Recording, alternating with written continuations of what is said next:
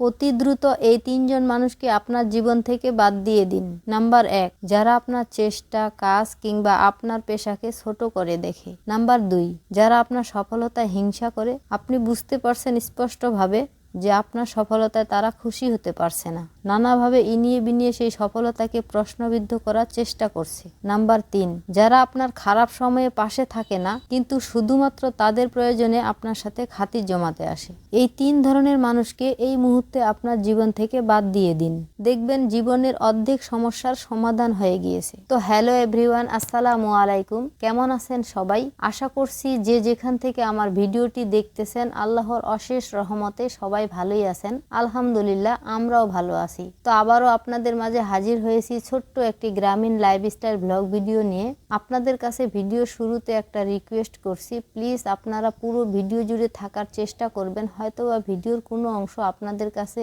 ভালো লাগতে পারে বা কাজে দিতে পারে। তো আমি বরবটি গাছ থেকে বরবটি তুলে নিয়ে আসলাম। গত ভিডিওতে ফার্স্ট বরবটি তুলেছি, সেদিন আমি, আপনারা নিশ্চয়ই দেখেছেন, ওই দিন ভেন্ডি আর বরবটি সামান্য কিছু আলু দিয়ে ভাজি করেছিলাম। তো আজকের বরবটিগুলো ভর্তা করে নেব, এই জন্য লম্বা লম্বা করে কেটে নিচ্ছি। তো আমি যে প্রতিদিন আপনাদেরকে শাকসবজি তোলার ভিডিও দেই বা শাকসবজি আপনাদের সামনে তুলি, এইটা দেখে আপনারা কি রাগ করেছেন?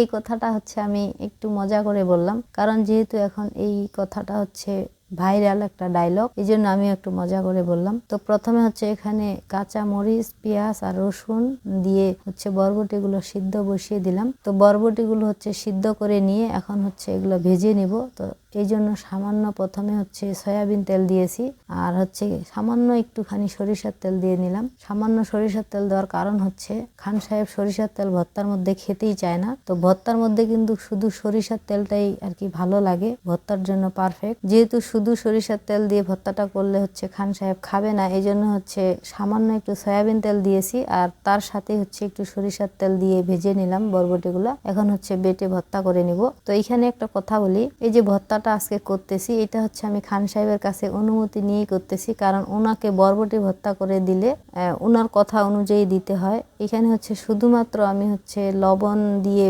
ভর্তাটা করতাম, মানে লবণ দিয়ে শুধু সিদ্ধ দিতাম, এরপরে বেটে নিয়ে মরিচটা হাতে ডলে ভর্তা করে দিতাম। আর এইখানে আজকে যেভাবে করছি এভাবেই কিন্তু পারফেক্ট ভাবে ভর্তাটা এভাবেই করতে হয়। তো প্রতিটা খাবারে খান সাহেব যেভাবে পছন্দ করে আমি সেভাবেই করি, যেভাবে করতে হয় সেইভাবে তিনি করতে, মানে সেইভাবে করলে আর কি উনি খাবে না।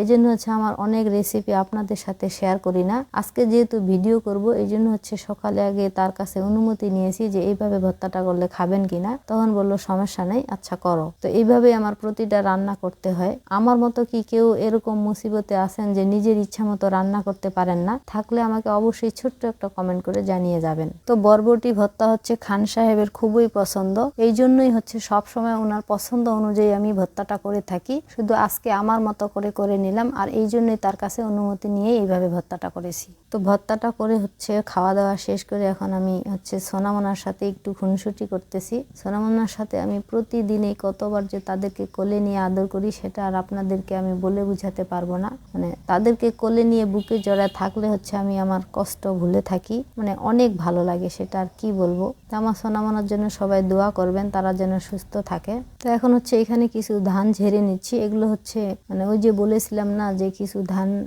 আছে মাটি মাটি ধান, মানে মাটিতে যে ধানগুলো পড়েছিল ওগুলো শুকায়, মানে এগুলো যেহেতু চায়না ধান, ভিজা ধান, এই জন্য শুকিয়ে ভালো করে রেখে দিব, কারণ এগুলো হাঁস মুরগির খাওয়ার জন্য আমি রেখে দিই প্রতিবারই। মানে মাটির যে ধানগুলো থাকে ওগুলো আমরা বিক্রি করি না, যেহেতু অনেকগুলো হাঁস মুরগি, এর জন্য অনেক ধান লেগে যায়। তো আমি ধান চাল খুব সুন্দর করে ঝাড়তে পারি না, মানে আমার মা চাচিরা যেভাবে সুন্দর করে ঝাড়ে ওইভাবে ঝাড়তে পারি না, কোনো মতে আর কি ঠেগার কাজ চলে। তো আপনারাও কি আমার মতো এভাবে ঝাড়তে পারেন না? কে কে সুন্দর করে ঝাড়তে পারেন না আমাকে কমেন্টে লিখে যাবেন। তো এখন পর্যন্ত যারা ভিডিওটি দেখতেছেন আর লাইক দিতে ভুলে গিয়েছেন তাদের উদ্দেশ্যে বলতেছি, প্লিজ ভিডিওটাতে একটা লাইক দিয়ে দিয়েন, কারণ আপনার ছোট্ট একটা লাইক আমার ভিডিওটাকে আরো অনেকের নিকট পৌঁছায় দিতে সাহায্য করবে, আর সেই সাথে আমাকে আরো নতুন একটি ভিডিও তৈরি করার অনুপ্রেরণা যোগাবে। তাই আবারও বলতেছি, প্লিজ ভিডিওটাতে একটা লাইক দিয়ে দিয়েন, কারণ একটা ছোট্ট লাইক দিতে আপনার তেমন একটা কষ্ট হবে না। তো ধানগুলো আমি কলসের মধ্যে রেখে দিচ্ছি কি কারণে জানেন? কারণ বস্তার মধ্যে রাখলে হচ্ছে ওই যে ইঁদুরে খেয়ে ফেলে বস্তা কেটে, এই জন্য হচ্ছে এভাবে কলসে করে রেখে দিচ্ছি। 2-3টা কলস আছে, একসাথে করে রেখে দিব। কলসের মধ্যে রেখে মুখটা ঢাকনা দিয়ে বন্ধ করে দিব, তখন আর ইঁদুর খেতে পারবে না।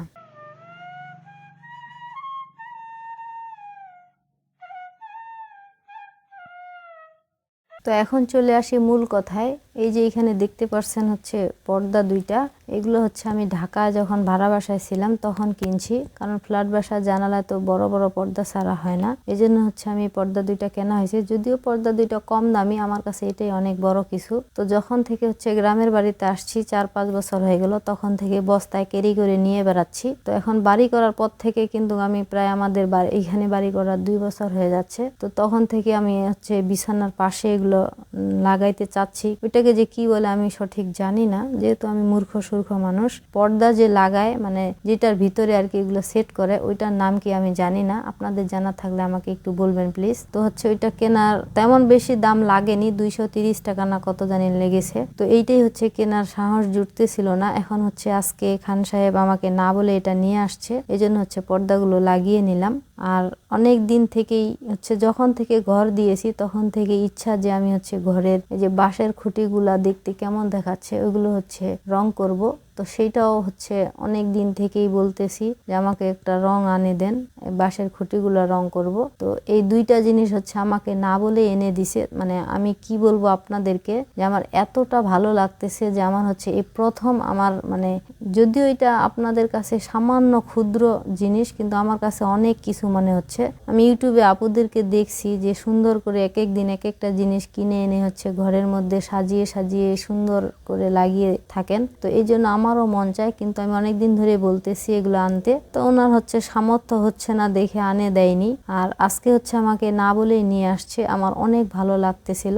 এই জন্যই হচ্ছে আমি বলতেছি যে মানে আজকে আমার অনেক অনেক ভালো লাগতেছে, আপনাদেরকে বলে বুঝাতে পারবো না। তো হয়তোবা এভাবেই আমার একটু একটু করে স্বপ্ন পূরণ হতে পারে সামনে। কারণ কখনো না মনের যে চাহিদা, মানে হচ্ছে যেটা ইচ্ছা করি ওইটা কখনোই আমি পূরণ করতে পারি নাই। তো মানে না পাওয়ার বেদনাই জীবনে বেশি।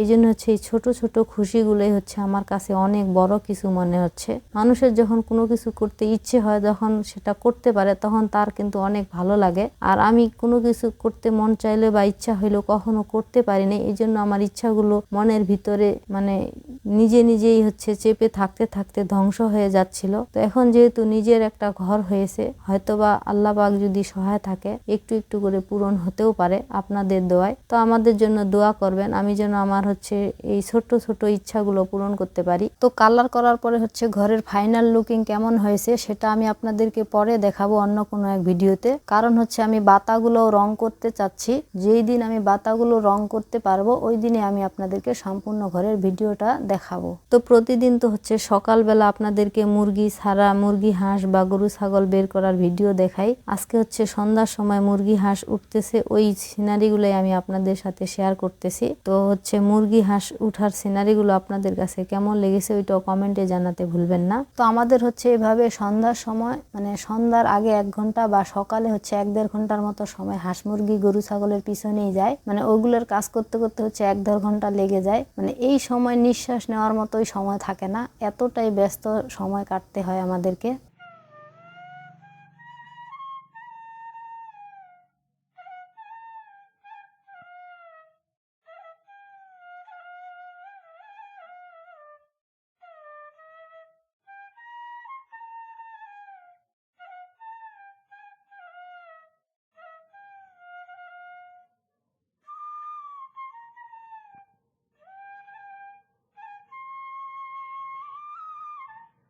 তো এরপরে হচ্ছে আমি আমার ভাইরাল পিঠাটা হচ্ছে আজকে বানাচ্ছি। কেন ভাইরাল বললাম, আমার চ্যানেলে হচ্ছে এই পিঠাটা সর্বোচ্চ ভিউ হয়েছে।